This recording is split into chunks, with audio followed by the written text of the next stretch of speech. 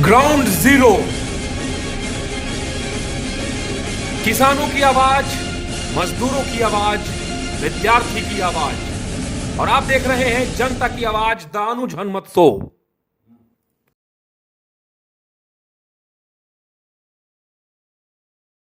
स्वागत है आपका ग्राउंड जीरो में। और आज हम एक ऐसे शख्सियत को अपने स्टूडियो में लेकर आए हैं जो चित्रकूट के जड़, जंगल और जमीन को बचाना चाहते हैं, जिनके पिता ने बड़े भूदान यज्ञ में बहुत बड़ा सहयोग किया था।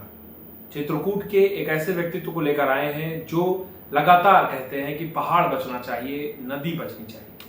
मैं बात कर रहा हूं सर्वोदय सेवा आश्रम के जो हेड है, प्रमुख है, और मंदाकिनी बचाओ अभियान के हमेशा अगुआ रहे हैं। ऐसे हमारे साथ अभिमन्यु भाई साहब हैं।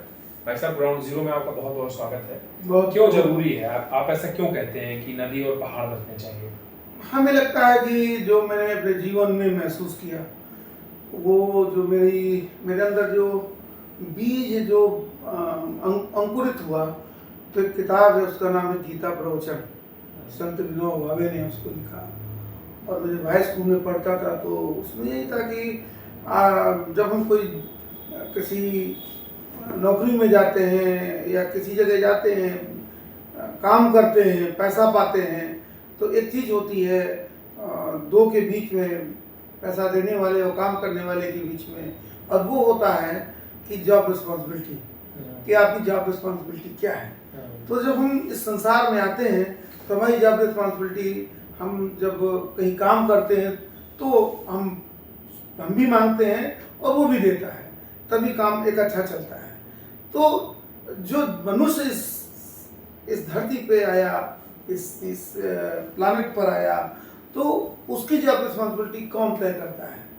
तो उसमें गीता में विनोबा जी ने बहुत अच्छा लिखा है कि उन्होंने कहा कि जब वो आया तो माँ के प्रति उसकी पहली जिम्मेदारी होती है, फिर रिस्पॉन्सिबिलिटी फिक्स, अपने आप नेचुरल फिक्स है, फिर उसकी जिम्मेदारी होती है उस परिवार के प्रति होती है, उस सराउंड में होती है।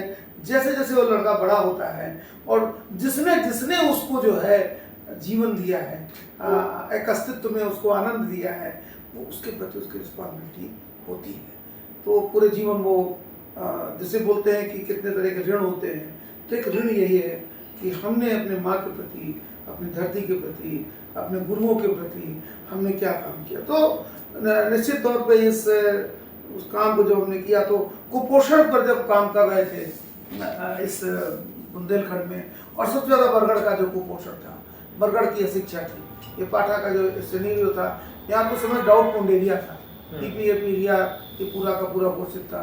और उस आज भी चूँकि डिफिनीशंस बदल गई हैं 2014 के बाद से पॉलिसीज में, तो डीपीएपी को थोड़ा हटा दिया गया, इंडिकेटर कुछ चेंज कर दिए गए हैं, लेकिन डीपीएपी आज भी है, क्योंकि जो जलवायु का जो परिवर्तन है, वो उसका असर अब ज़्यादा होने लगा है। पहले जब देखें कि मंदाकिनी हमारी जो है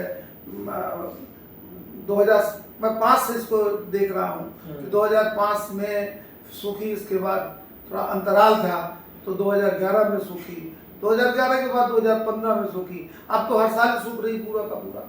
तो ये जो ट्रेंड है, फ्रीक्वेंसी है, तो पानी एक ऐसा, जब मैं कुपोषण की जब बात कर रहा हूँ, पानी एक ऐसा इशू था कि अगर यहाँ का पोषण ठीक करना है तो वाटर ज़रूरी है। अब पोषण में अन्न भी आता है और पोषण में शुद्ध पेयजल भी आता है, ये सारी चीज़ें बड़ी महत्वपूर्ण हैं। और जब हम बोलते हैं कि हम इस यात्रा में क्यों आए, तो हमारा यही कहना है कि हमारी अपनी जो जीवन की जिम्मेदारियां हैं, उसमें हम समाज को क्या देकर जा रहे हैं, प्रकृति को कैसे सुरक्षित करते जा रहे हैं, हम बच्चों को कैसा वातावरण देके जा रहे हैं, माहौल देके जा रहे हैं। अगर पानी नहीं होगा तो आप क्या समझ सकते हैं कि कोई विकास हो सकता है? पानी खत्म कर दीजिए, ये मशीन क्या विकास कर लेगी? तो सारा जीडीपी, रेन वाटर अगर आपको न मिले, बरसात कम हो जाए, उसी दिन सारा जीडीपी जो है वो, अभी देख रहा था अखबार में, कल देख रहा था कि किस तरीके से बिजली की मांग के प्रति, कि बरसात अच्छी हो गई तो बिजली की मांग जो है वो हमारी कम हो गई। तो ये हमारा विचार है कि हम अपनी प्रकृति को अगर संरक्षित कर ले गए, अगर हम पानी को सुरक्षित कर ले गए, तो क्लाइमेट चेंज का जो असर, अब पहले तो क्लाइमेट चेंज नहीं था, इसके बाद ड्राउट था यहाँ पर, लेकिन अब तो क्लाइमेट चेंज आ गया है। तो क्लाइमेट चेंज का जो के दुष्परिणाम है, उसके दुष्परिणाम में क्या है, बाढ़ है और अकाल है। तो ये एक बहुत बड़ा, और इस बाढ़ अकाल के दौर में वही समाज बच सकता है।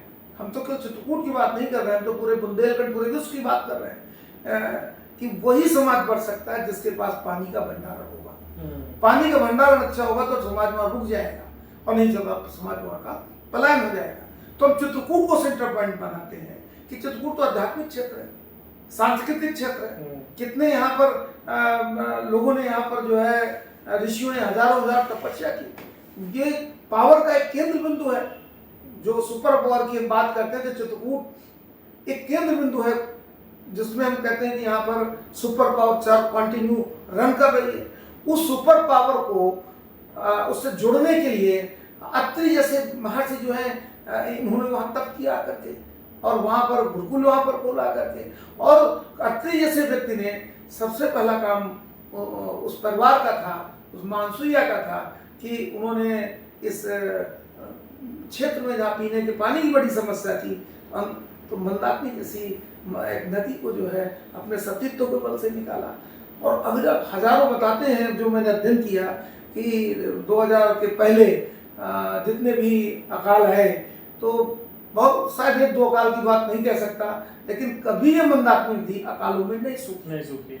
आप ये मंदाकिनी नदी बिल्कुल आज क्या कारण क्या मानते हैं आप इसके प्रदूषण का? नहीं, इसे मंदाकिनी नदी के सूखने के दो तीन कारण बड़े महत्वपूर्ण है।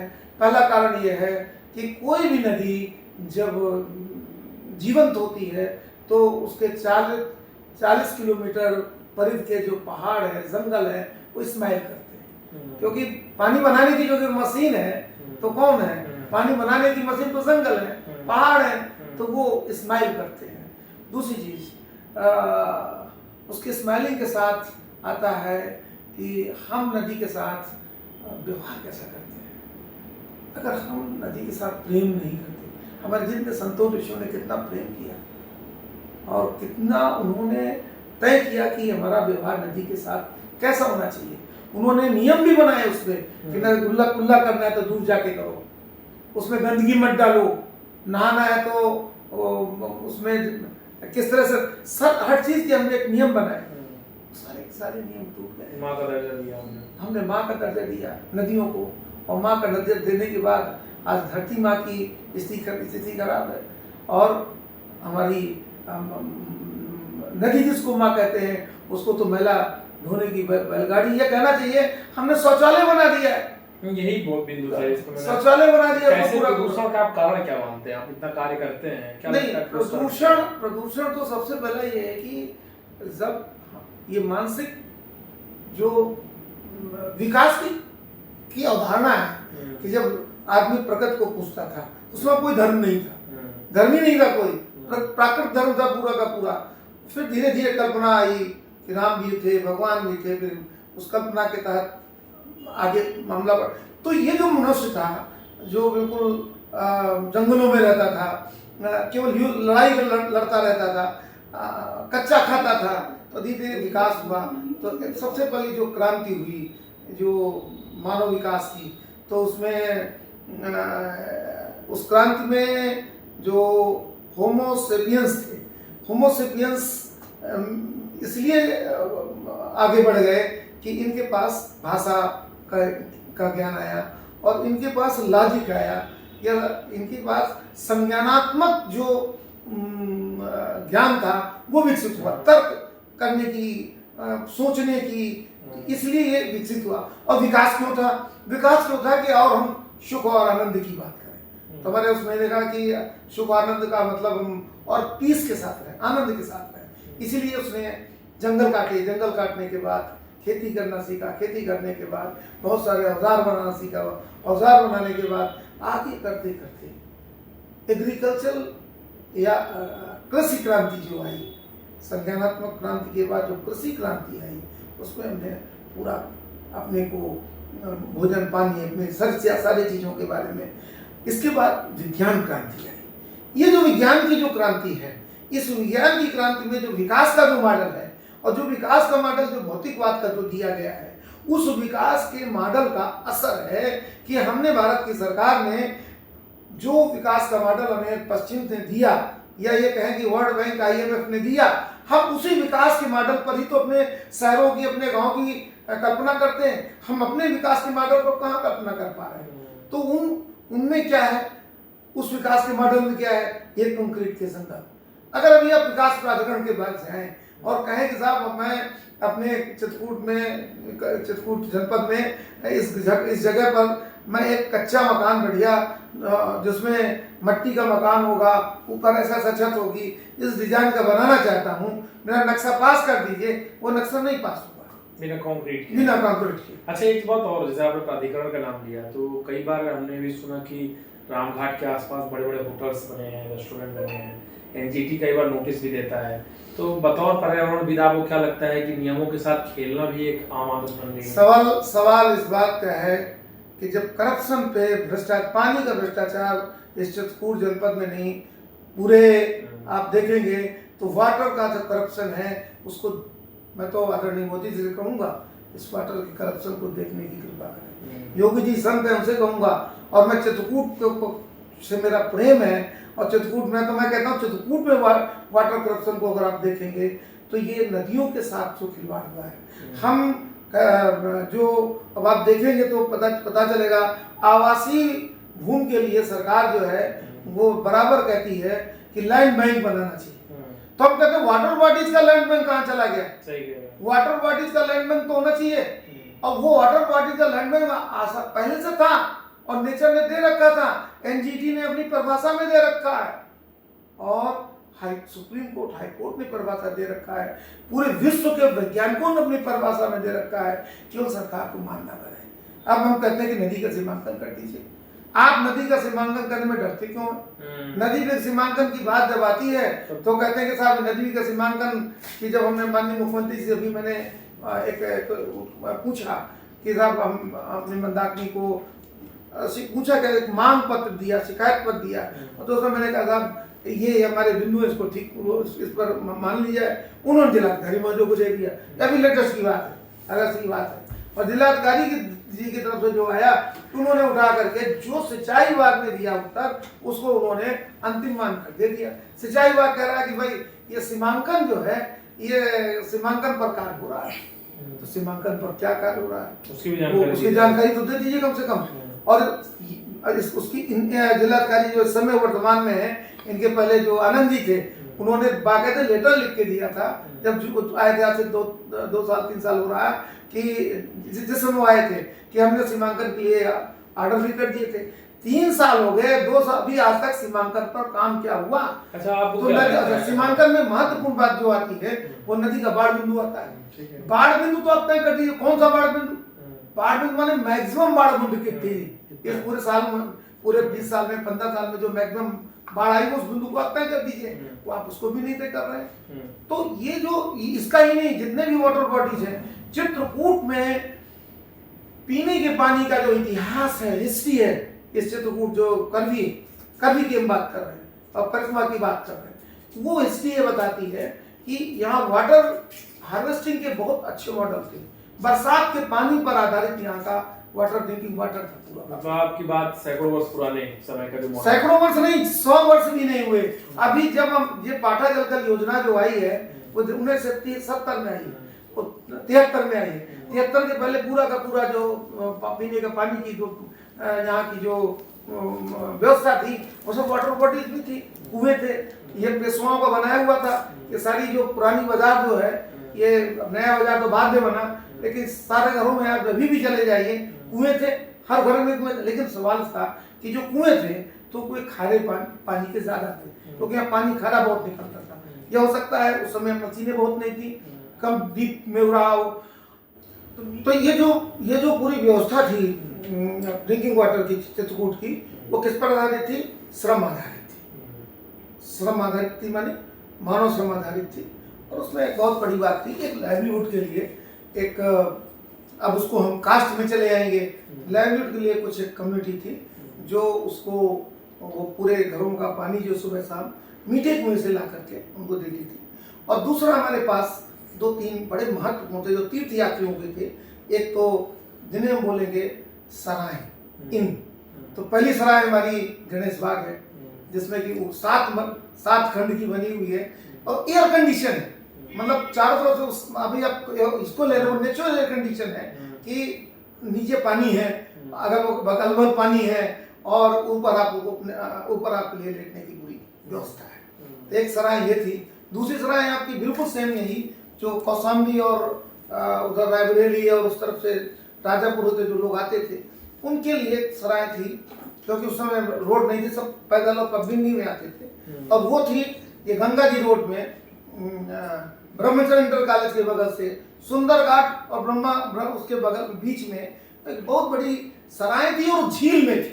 वो बड़ी सुंदर झील थी और वो पूरी झील का कनेक्शन जो था वो 3-4 तालाबों से था। कोठी तालाब, गोल तालाब, डिग्गी तालाब, इन सारे तालाबों का एक एक कनेक्शन था पूरा का पूरा।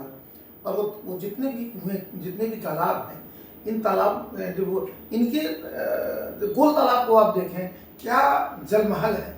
हम तो कहते हैं ऐसा जलमहल बुंदेलखंड में आपको जो मिलेंगे अद्भुत मिलेंगे, उनमें से जलमहल है ये। तो अब वो पैसुनी के बाढ़ का जो पानी था, जब बाढ़ आती थी तो वो झील भर जाती थी। झील भरती थी तो दोनों तालाबों तक चली जाती थी और तालाब भी जो बने थे वो ग्राउंड वाटर से जो है वो लिंक थे पूरे के पूरे। तो इतनी अच्छी व्यवस्थाओं को जल अकाल से हम जूझ रहे हैं। चित्रकूट में यहाँ के सभासद चिट्ठी लिखते हैं और जाते हैं, हम कहते हैं साहब कि हमको पीने का पानी शुद्ध दे दिया जाए। डीएम साहब कहते हैं कि जल संस्थान पीने का पानी शुद्ध उपलब्ध है। जल संस्थान बेचारा पानी वहीं से लेगा ना, यहाँ से सीवर लाइन लगी हुई है। इंटेक वेल चित्रकूट का जहाँ पर मैं लगातार 2011 से इस बात को कह रहा हूँ कि इंटेक वेल जहाँ लगा हुआ है, इंटेक वेल के बगल में अभी 2016 के बाद जब मैं बराबर कह रहा था कि सीवर का पानी पहले कच्चा था, तो उन्होंने कहा साहब अब हम इसको जो है इसमें वो ट्रीटमेंट प्लांट लगा रहे हैं। तो उन्होंने और सीवर के पानी को पक्के तरीके से उसमें डाल दिया। किसका? राजा साहब पूरे के कॉलोनी का सीवर का पानी वहां जाता है। नदी बह नहीं रही है, नदी में ठहराव है। जो नदी बह नहीं रही है तो नदी तो मृत है, जो बह रही है इसका मतलब उसमें जीवन है। तो हमने नदी को मार दिया। हमने ड्रिंकिंग वाटर के लिए वो इरिगेशन के लिए हमने वहाँ डैम बनाए, ड्रिंकिंग वाटर के लिए हमने डैम बनाया। सिंचाई विभाग ने अपने उत्तर में कहा है कि वो जो बंधई बांध है, वो बंधई बांध हमने इसलिए बनवाया कि वहाँ से 50 गांव को जो है पाठा के पेयजल को हम नदी से दे रहे हैं और दूसरा वहाँ पर कितने गांव को जो हम सिंचाई दे रहे हैं। अरे साहब, आज वर्तमान हालत देखिए, नदी में पानी नहीं रह गया। आप चेक डैम बना के बैठे हुए हो, केवल एक गांव को पानी दे रहे हो, एक या 2 गांव से ज़्यादा पानी साथ न जाता होगा, उसका पानी नहीं उसमें। और तीसरा ये है कि पाठा जलकल योजना में खो के बाद से पानी नहीं जाता है, यहाँ से खो तक पानी केवल जाता है, जो जल संस्थान की रिपोर्ट है। तो साहब गलत आंकड़े क्यों बता रहे हो? इसलिए कि ये नदी और मर जाए। तो नदी को बचाने का काम के दिमाग से ना सरकारी लोग बैठे हुए, ना जनप्रतिनिधि लोग बैठे हुए। जनप्रतिनिधि जितने लोग हैं, जनप्रतिनिधि जो हमारे हैं वो दया के पात्र हैं, वो बड़े दया के पात्र हैं। उनके पास सुबह से शाम तक जल का चक्कर लगाने के लिए उनके पास फुर्सत नहीं है। और जल का चक्कर नहीं लगाएंगे तो ये पलायन हो जाएगा चित्रकूट या चित्रकूट अकेले ही जनप्रतिनिधि रहेंगे क्या भाई? इनके पास हो सकता है ये बिस्लरी की बोतल उसको लेकर के रह जाए, लेकिन आम जैसे कभी ये मुद्दा आपने देखा क्या संसद या विधानसभा में कि इस नदी को लेकर के किसी जनप्रतिनिधि से बात? एक हमारे यही कहते हैं कि अभिमन्यु भाई जो है वो पागल ही है, पूरा पानी पीने लगे हैं। तो ठीक है, मुझे पागल बना के रखें, अच्छी बात है। लेकिन मैं ये कहना चाहूँगा कि जब तक ये दिल से मुद्दा नहीं उठा, जल दिल का मुद्दा है, दिल का मुद्दा, प्रेम का मुद्दा, जुनून का मुद्दा है। इनका हो सकता है उस जल से दिल नहीं लग रहा है, जल बेचने से दिल लग रहा है। पहले के लोग कहते भी थे जल कि पानीदार व्यक्ति को गला नहीं। पानी ये हो क्या रहा है, ये स्वयं पानीदार बनना चाहते हैं। ये आम जन को पानीदार बनाना नहीं चाहते हैं। आम जन के पानी को बेच रहे हैं, मार्केट में बेच रहे हैं। जो कम्युनिटी वाटर था वो कॉर्पोरेट वाटर में शिफ्ट हो चुका है। तो ये कम्युनिटी वाटर को कॉर्पोरेट वाटर में शिफ्ट करने का जो काम है वो क्या है, वो बाजार तो है, वो क्या है, वो पानी को मारने का जो काम है। अच्छा, कुछ बड़े संस्थान जो कभी भी अपना घाट बनाने लगते हैं, अपनी तट अपना ही सुरक्षित कर लेते हैं, करोड़ों का बजट ले आते हैं। बड़े संस्थानों के बारे में इतना ही कहना चाहूंगा कि मैंने दीनदयाल सौर संस्थान को मैं नाम लेता हूँ। हाँ। तो दीनदयाल सौर संस्थान ने एक घाट नमामि गंगे योजना से उन्होंने वो किया। अभय महाजन मेरे अच्छे मित्र हैं और तो मैंने अभय महाजन से कहा, और उस समय बात हुई, फोन मेरे पास आया एक लड़के का। वो लड़का जर्नलिज्म में कुछ पढ़ा, रामोदय विश्वविद्यालय का भोपाल में था। उसने कहा भाई जी वहाँ पर घाट बनने वाला है और यहाँ से क्या कहते हैं आरोग नाम से लेकर के इस फटक से लाके बीच में जितने पेड़ हैं सब कट जाएंगे और पक्का घाट होगा, आप कुछ कीजिए। यार उनका मैं क्या कर सकता हूँ। पहला फिर मैंने डॉक्टर घनश्याम जो गुप्ता हैं उनको मैंने फोन किया, पर्यावरण में काम करते हैं, डॉक्टर साहब क्या है ये, कैसे आपका पर्यावरण भाग कैसे चलेगा ये। तो कहे आके चलते। तो हम लोग दोनों लोग गए। तो उसकी बात को वहाँ के जो किनारे जो कुटियाँ थी संतों की, उन्होंने भी लगभग ही बात की। फिर मैं उनसे कहा क्या कहते हैं अभय महाजन से कि साहब ये अन्याय नहीं होना चाहिए। अगर वन नहीं रहेगा तो नदी तो हमारी सांसें हैं, ये तो खत्म हो जाएगी और जब नदी चली गई तो फिर बहुत दिक्कत होगी। तो उन्होंने एक मीटिंग कराई जिसमें कि नमामि गंगे का प्रोजेक्ट जो सिंचाई विभाग बना रहा था मध्य प्रदेश का, उसके सतना के एग्जीक्यूटिव इंजीनियर और सारे लोग बैठे थे। मैंने उनसे ही कहा कि साहब आप ठीक है DRI की दीवार आप बना लीजिए, मुझे उसमें क्योंकि नाना जी हमारे आइकॉन है, नाना जी को हम एक सामाजिक संत मानते हैं, उनको हम तो उस इंस्टीट्यूशन को बचना चाहिए, वो दीवार बना लीजिए। लेकिन मेरा अनुरोध है कि ये जो घाट है ये घाट की संस्कृति बंद कर दीजिए, क्योंकि घाट इस चित्रकूट में बहुत हो चुके और इन घाटों ने नदियों को मार दिया, समाज कहता है। रामघाट में रामघाट बना, उस घाट में इतिहास देखिए। आप सोसाइटी की बात तो समझिए, जो लोक आवाज है, जो वाचन है लोग, उसको तो समझिए कि लोग क्या कह रहे हैं इस बात को। आप इंजीनियर हैं, लेकिन पुराने लोग इंजीनियर नहीं थे जिन्होंने इस चित्रकूट में पीने के पानी की एक अच्छी व्यवस्था की थी। तो उनकी बात को समझिए ना। फिर मैंने कहा कि अब आप प्रमोद वन में घाट बना, जानकी कुंड में घाट बना, ये सारे घाट तो बने ना। आप पूछिए, इंजीनियर साहब बैठे हैं यहाँ पर, क्या पेड़ बचा पाए आप, अर्जुन के पेड़ बचा पाए। तो हमने कहा अभी उस समय खोदा गया था वो, तो मैंने कहा इसको यहाँ से उस जगह शिफ्ट कर दीजिए जहाँ पेड़ ना हो। ये जो आपके वन है, प्रमोद वन, सुंदर वन, 7 वन है यहाँ पर पूरे के पूरे। इस 7 वन को क्या वन समाप्त कर देंगे तो नदी बचेगी क्या।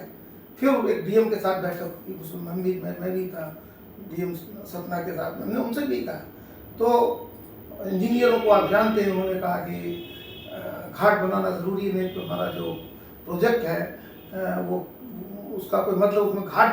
तो नमामि गंगे के प्रोजेक्ट में घाट एक महामुद्दा है। ये बड़ा खतरनाक बात है गंगा को बचाने की, नदियों को बचाने की, जबकि शब्द उसमें नमामि गंगे जुड़ा हुआ है। नमामि गंगे जुड़ा हुआ है। तो ये जो कंसेप्ट है, अब मुझे नहीं मालूम कंसेप्ट क्या है कि घाट बनाना। अरे घाट वहाँ जरूरी है जहाँ आपको जरूरत लगता है, कम्युनिटी आती है वहाँ बना दीजिए। लेकिन लंबे लंबे बड़े बड़े घाट और जल स्रोत आप मार के चित्रकूट में जितने अंदर जल स्रोत थे सबको आपने बंद कर दिए, बोरी लगा के। अब मैं नहीं कहता, जिन लोगों ने अपनी आंखों देखा बताया कि अनुसुईया आश्रम में कितना जल स्रोत बंद किया, कंक्रीट मार्ग लगा, रामघाट में कितना किया। आप जब जल स्रोत खत्म कर देंगे तो नदी में पानी बचेगा कहाँ? वो तो सीवर का पानी है। हमारे मंत्री क्या नाम उनका, राज्य मंत्री माननीय उपाध्याय जी, उनसे मेरे आश्रम में चर्चा हुई थी, और रघुवंशी जी जो हमारे गंगा समिति के सदस्य, वो सब लोग बैठे थे, बात चलने लगी। तो उन्होंने कहा यार ये हुआ कि अगर हम डैम में हटा देंगे तो ये जो पानी सीवर वीवर का दिख रहा है तो वही तो नदी दिख रही है, नदी कहाँ दिखेगी। ये वो बोले, वो सत्य बोले, सत्य बोले। अब इसके अलावा हकीकत है ये कि अगर इनको हटा दिए तो पानी आपको कहाँ मिलेगा वहां पर। तो ये पानी हम मंदाकिनी जो आप कहते हैं मंदाकिनी नहीं है, वो सीवर नालों का पानी है, पूरा का पूरा डायरेक्ट पानी है, और उसके पीने से तो रोग ही रोग होंगे ना पूरा का पूरा। तो ये सवाल है कि मंदाकिनी जो मारने का काम हुआ है वो विकास की अवधारणा ने किया है। तब विकास की अवधारणा को तय करना पड़ेगा कि कंक्रीट का विकास कितना चाहिए, क्योंकि जो हमारी इकोसिस्टम है, इकोलॉजी है, उसमें ये तय है कि अगर आप कोई भी भूभाग ले रहे हैं तो कम से कम 40% 50% फॉरेस्ट होना चाहिए। अगर 40-50% फॉरेस्ट है तब आपको क्लाइमेट आपके सहयोगी होगा। बादल आएंगे, कोई बादलों की रिश्तेदारी तो पेड़ों से ना, जंगल से, कंक्रीट के जंगल से थोड़ी है। आप देख लीजिए कंक्रीट जंगल में कहाँ पानी, वहाँ या तो वहाँ पर कोई आकर के अचानक कोई बादल फट जाएगा तो बोला अलग बात है। नेक्स्ट एक व्यवहारिक तरीके से बादल बरसात नहीं हो सकती। पिताजी ने इंस्पायर किया था, पिताजी के संघर्षों ने इंस्पायर किया आपको बचपन से? वो तो भाई मैंने बोला ना कि वो फादर तो इमरजेंसी में जेल गए, तो उसी समय से संघर्ष यात्रा चलती रही परिवार की चीज़ों की। समय 13-14-15 साल का रहा हूँ मैं, तो धीरे धीरे करते, और उनका जो जीवन था, अब तो आज तो हमारे पास, जब मैंने अपनी यात्रा शुरू की थी जेब भी नहीं थी मेरे पास, करते करते 1996 के बाद जब लोगों ने कुछ देखा तो काम करने को सब मिला, तो सहयोग भी मुझे मिला।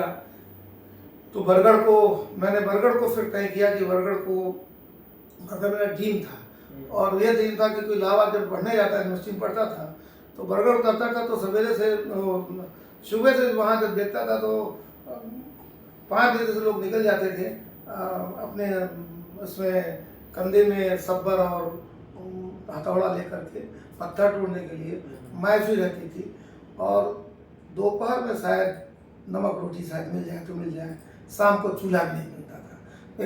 एक मासूमियत थी सुबह, और हर घर में गंदगी थी, बदबू थी, तो चारों तरफ वहाँ बीमारियों का एक अड्डा था, और टीबी एक ऐसा एक रोग था जिसको लोग मान लेते कि खत्म होने वाला नहीं है, और टीबी जो है जिसको हो जाती थी वो पेड़ के नीचे डाल दिया जाता था, उसको खाना भी नहीं मिलता था ठीक से, और अंत में खत्म हो जाता था। उनके पास इतना ही पैसा नहीं होता था कि अगर आप उसे दवा भी करा दें तो इंजेक्शन लगा सके, इंजेक्शन दे भी आइए तो इंजेक्शन कौन लगाएगा, तो उसका भी उनके पास पैसा नहीं था।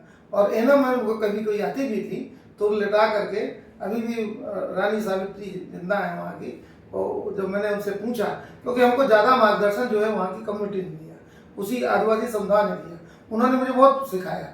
तो उन्होंने बताया कि इस तरीके से लकड़ी लेकर के पेड़ को जो है छूटी तक नहीं थी, और एनम कब आती थी कोई उसका कुछ तय नहीं था, 3 महीने में आवे, 4 महीने में आवे, उसमें इंफ्रास्ट्रक्चर भी नहीं था। ददुआ का एक बहुत बड़ा एक आतंक था, लोग डरते थे, डकैतों को आतंक था, वो बहुत सारी प्रॉब्लम है। तो ये था कि बरगढ़ को स्मेलिंग करना है, और बरगढ़ में जो है ये जो चित्रकूट जनपद में सवाल बंदूक से हल होंगे, तो ये मेरा ड्रीम था ये कलम से हल हो, तो बरगढ़ में वहाँ पर तय हो गया, और बरगढ़ में वहाँ के युवा कलम से सवाल हल करने लगे और उड़ रहे हैं। चलिए, बहुत बहुत धन्यवाद आपका ग्राउंड जीरो से बात करने के लिए। और ये जो हकीकत थी जिन्हें बयां किया है भाई साहब ने, तो ये उनकी जीवन की कोशिश रही है कि बंदूक से सीखने वाले या उसके डर के साए में जीवन खत्म हो रहा था युवाओं का, उसे जगाने का काम किया है उन्होंने अपने संस्थान के माध्यम से और खुद के द्वारा भी। और इनकी सबसे बड़ी अपील ये है कि मंदाकिनी नदी को पुनः जीवित किया जाए, उसके लिए एक जन आंदोलन बनाना होगा जिसपे वो लगे हैं लगातार, और सरकार से भी उनकी अपील है कि इस पर एक ठोस पहल की जाए।